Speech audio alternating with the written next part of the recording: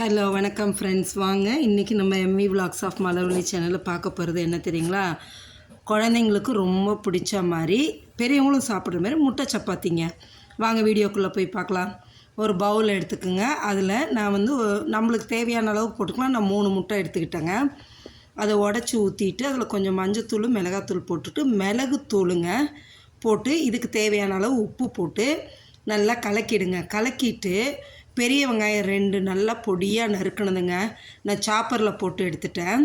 அதையும் போட்டு நல்லா கலக்கிடுங்க. கலக்கி ஒரு ஓரமாக வச்சுக்குங்க. பக்கத்துலேயே சப்பாத்தி தேய்க்கிறதுக்கு பக்கத்துலேயே வச்சுக்குங்க. நம்ம அதில் தான் போட்டு எடுத்து இது பண்ணணும். சரிங்களா? வச்சுட்டு நல்லா சப்பாத்தி மாவு பிசைஞ்சு ஊற வச்சுருக்கோம் இல்லைங்களா? அது சின்ன சின்ன பாலாக உருட்டி எடுத்துக்குங்க. உருட்டி எடுத்து நல்லா சப்பாத்தி தேய்ங்க. தேய்ச்சி அதை அப்படியே மடிக்கணுங்க. நல்லா ஃபோல்ட் பண்ணி நம்மளுக்கு அந்த லேயர் வரணுங்கிறதுக்காக ஃபஸ்ட்டு ரவுண்டாக நல்லா தேய்ச்சிடுங்க. தேய்ச்சிட்டு அப்படியே இந்த பக்கமும் மடித்து திரும்ப இந்த பக்கம் ஆப்போசிட் சைடில் மடித்து எடுத்துக்கிட்டு திரும்பவும் தேய்க்கணுங்க. ஆமாம், நல்லா லேயர்ஸும் நல்லாயிருக்கும். இந்த முட்டையில் போட்டு எடுக்கும்போது நல்லா ஆல்ரெடி நம்மளுக்கு சப்பாத்தி நல்லா சாஃப்டாக இருக்கும். இந்த முட்டையில் போட்டு எடுத்து செய்யும்போது இன்னும் சாஃப்டாகவும் இருக்கும், டேஸ்ட்டாகவும் இருக்கும்.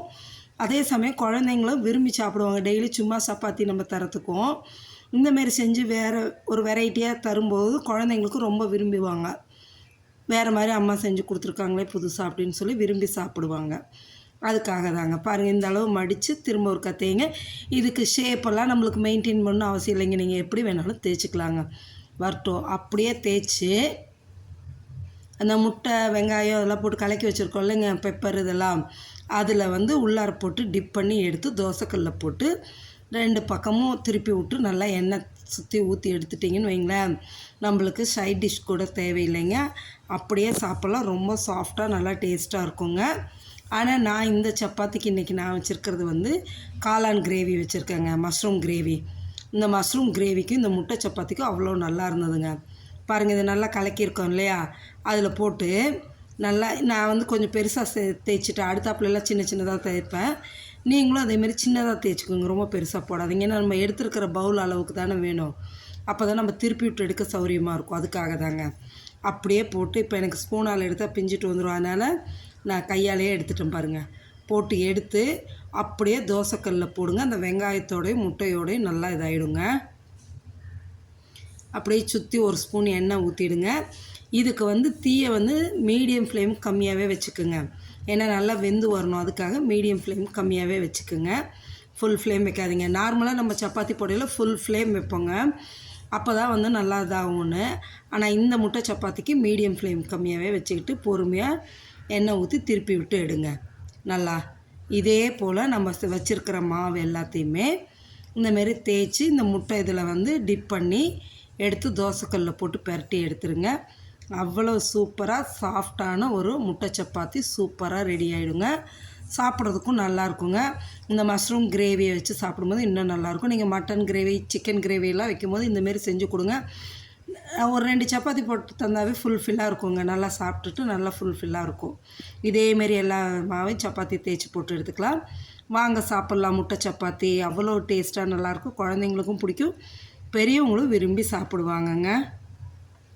நீங்களும் செஞ்சு சாப்பிட்டு பார்த்துட்டு எப்படி இருக்குன்னு மறக்காமல் நம்ம சேனலில் கமெண்ட் பாக்ஸில் போடுங்க.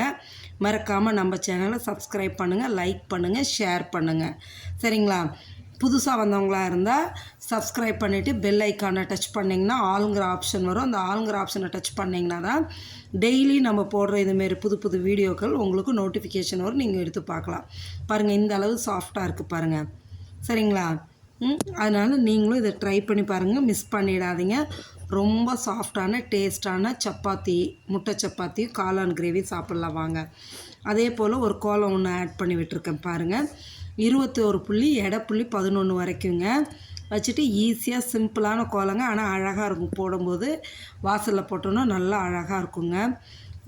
நல்லா சிம்பிளான டிசைனாக தான் இருக்கும், ஆனால் சூப்பராக இருக்குங்க. நீங்களும் போட்டு பாருங்கள். வாசலில் போடுங்க. நல்லா பெருசாக இருக்கும், பார்க்குறதுக்கு அழகாக இருக்கும். வழக்கம் போல் நான் பென்சிலில் போட்டு காமிச்சிட்டு அப்படியே உங்களுக்கு நான் கலர் பண்ணியும் காமிச்சிருக்கேன்.